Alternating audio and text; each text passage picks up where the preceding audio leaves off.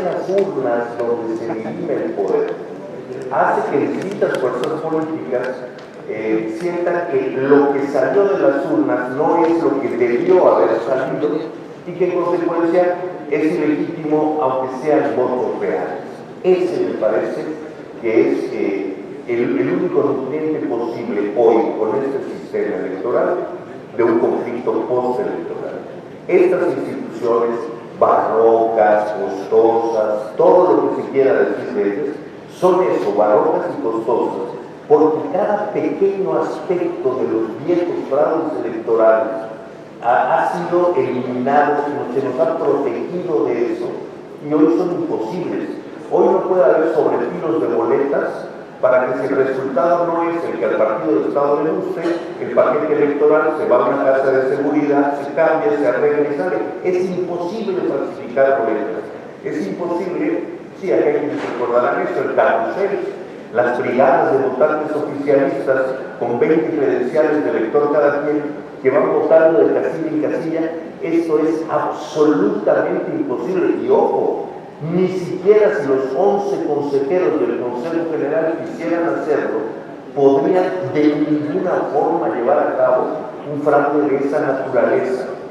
Quiere decir que fuera del aparato del sistema electoral, las elecciones tienen garantías absolutas, ¿no? Hay problemas con el uso del dinero, por ejemplo. La capacidad de la autoridad electoral de vigilar el uso del dinero es muy superior hoy a lo que era antes. Pero sigue habiendo un problema con el dinero en efectivo que circula bajo el agua, fuera de eventos que la autoridad pueda vigilar. Esas son las nuevas fronteras de la legitimidad electoral, muchas de las cuales quedan totalmente fuera de lo que el árbitro puede vigilar. Lo que ese árbitro puede ofrecerle a la sociedad es que nunca más el aparato electoral, el registro federal de electores, las urnas, las casillas mismas, ya nunca podrán, desde hace rato no lo son, y nunca más podrán ser utilizadas como el espacio en el que se opera el fraude, lo que sí nos ocurrió, por ejemplo, en 1988. Hablando de esto que es tan importante, el uso de recursos, la dudosa procedencia de algunos de ellos, la participación del crimen organizado, como ocurrió en la elección del 21, la necesaria fiscalización de los recursos. Hoy, por ejemplo, no entendemos cómo en esto, lo que le llaman de otra manera, no son otra cosa que precampañas o precandidatos lanzados a recorrer el país. La publicidad exterior, las barras, los autobuses que ahora vemos en la Ciudad de México, Claudia casi de la mano del presidente López Obrador, pues todo eso cuesta dinero. Y no es pensable que los 5 millones que les dio Morena a cada uno de los aspirantes les puedan alcanzar ni siquiera para el arranque. Ese ha sido siempre un tema, Lorenzo, el tema del dinero.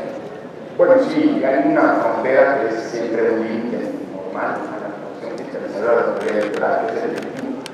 Las grandes tramas de corrupción electoral que hay identificado el INE, cuando llega, o inicia en su momento, cuando llegan al dinero en efectivo, encuentran un problema de trazabilidad.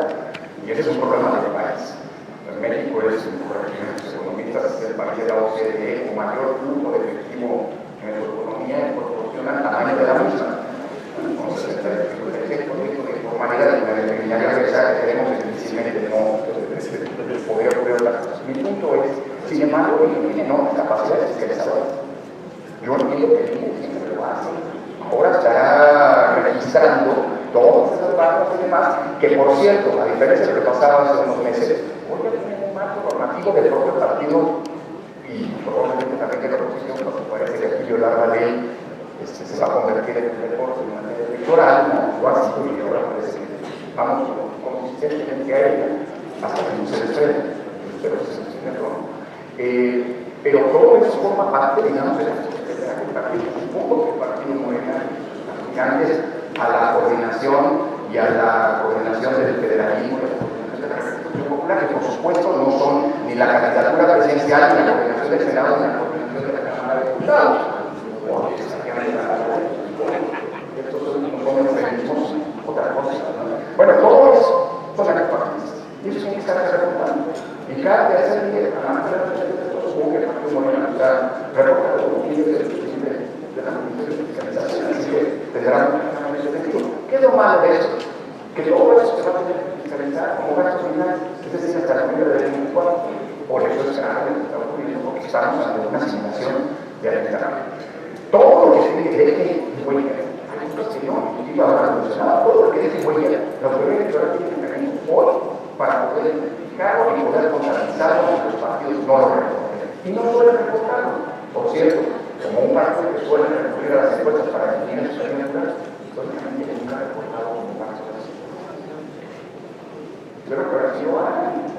Ya no creo que van a hacer una encuesta, bueno, siempre van a anunciar, supongo que van a reportar los gastos, porque si no, nunca se entra en la fiscalización que hace el Estado, esas encuestas nunca se han reportado como un gasto. Bueno, en fin, la fiscalización siempre tendrá límites que pueden reconocer un mismo asunto de lo que ocurrió en el pasado. Y el límite tiene elementos, no todos, pero tiene elementos fuertes para poder identificar dónde está gastando el gasto y dónde se puede invertir, porque no se ha reportado o porque no se justifica dónde viene eso. Y así será un fin. No, bueno, sí está haciendo. A ver, hay una obligación de los partidos políticos de reportar que se cumple o no, hay momentos y hay multas consecuentes. ¿Y por qué puede haber multas si no reportan? Porque el INE detecta. Pero no es lo mismo, por ejemplo, detectar que ese dinero es efectivo. Se fue un meeting donde podemos ver que se transportó a la gente, que se repartieron camisetas, que se pagó a un grupo musical, etcétera, que el dinero que circula entre los operadores, el que va de casa en casa, es decir, hay un límite a lo que se puede fiscalizar y es un problema, porque también en las calles la gente lo está viendo, o los parientes les cuentan, no, pues mi primo vendió su voto por 500 pesos y el INE no hizo nada. Hombre, a ver, es que tampoco podemos verlo todo. Vemos muchas cosas, muchas más cosas de las que a veces los partidos creen. Por eso, bueno, hacen operaciones, hacen eventos, creen que no pasó nada, quitaron la lámina, nadie les dijo nada, hombre, nadie les dijo nada, pero esas notas son detectadas, son contabilizadas, y alguien las pagó y alguien tiene que responder por eso. Eso así ha sido y así seguirá siendo. Incorpora algunas preguntas de la audiencia, que eran 8 minutitos de número redondos para poderlas responder. María, ¿cómo hacer que las instituciones mexicanas pueden evolucionar para dejar de lado la interferencia de la partidocracia y en consecuencia vivir una plena democracia ciudadana participativa? Le hicieron la pregunta a la persona equivocada. No, déjenme explicar por qué. No hay democracia sin partidos políticos. Yo no estoy en contra de los partidos políticos, me preocupan mucho las candidaturas llamadas independientes, porque no son independientes, son caricaturas. Eso fue un desliz. Quién sabe qué diría Freud. ¿Sí? Son candidaturas que dependen de alguien y del dinero de alguien que no es un partido. Y me parecen mucho más dañinas a la democracia. ¿Cómo hay que hacer para que los partidos políticos retomen la lógica de responder a la sociedad, les empiece a volver a preocupar tener afiliados, les empiece a preocupar tener vínculos con la sociedad en el Congreso todos los días, cada vez que votan una ley? Ahí sí podemos empezar a discutir cómo hacer que los partidos asuman la obligación de representar a la sociedad. Pero cuando se habla de partidocracia, se parte de la ilusión de que la mejor democracia es la democracia sin partidos. Eso no existe. No existe en el mundo moderno, y donde se ha destruido la organización partidaria, se ha acabado con la posibilidad de tener una democracia representativa. Esa es mi respuesta. No, pues muy bien. ¿Qué opinan? Ya se abordó de alguna manera, pero vamos a preguntar, ¿qué opinan del método de selección de candidatos presidenciales, tanto del actual partido en el gobierno como de la oposición? ¿Se trata de astucia electoral o cinismo ante las debilidades de la ley? ¿La sociedad está tomada en cuenta en estos procesos? Lorenzo.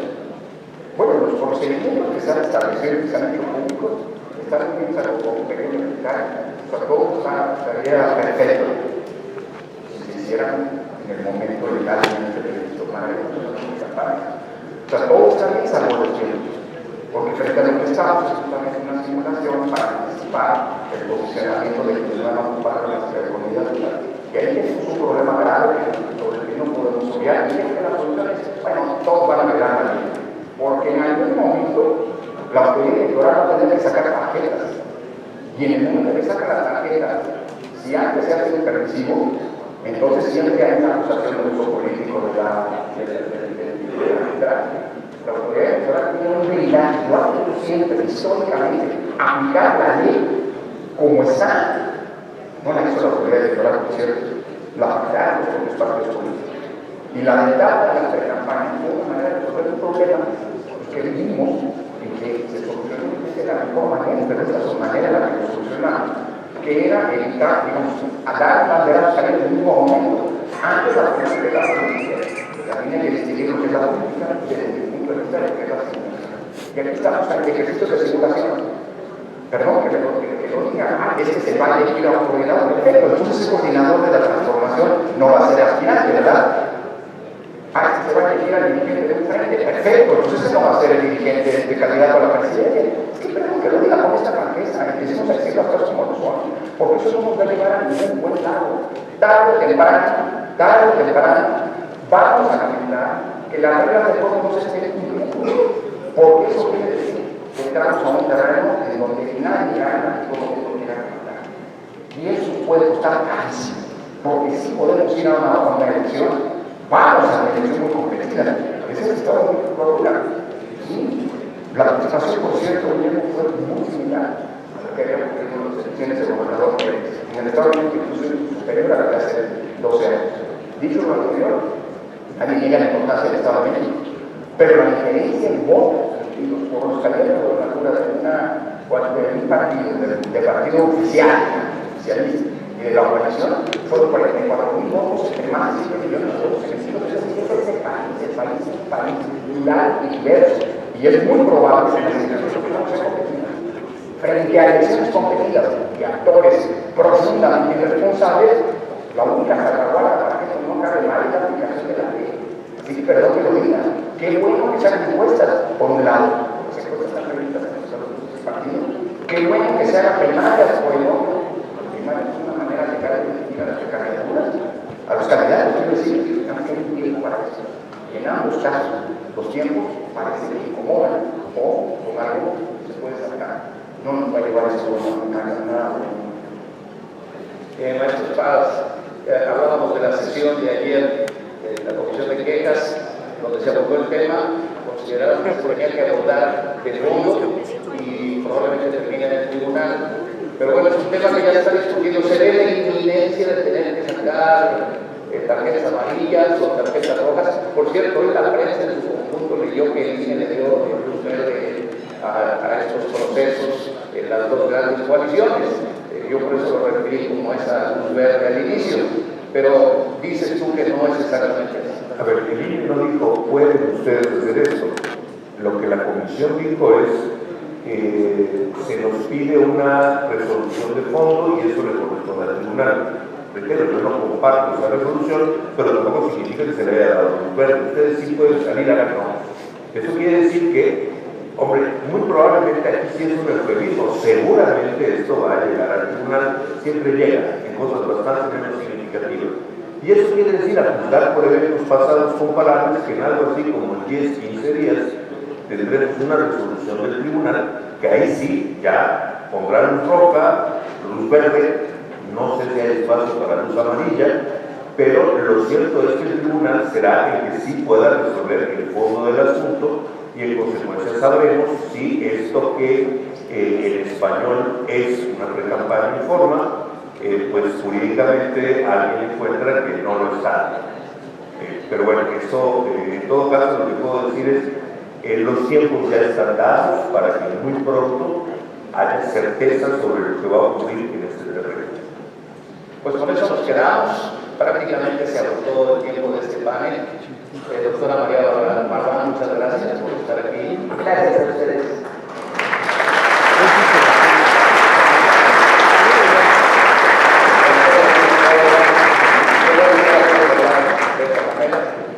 Gracias.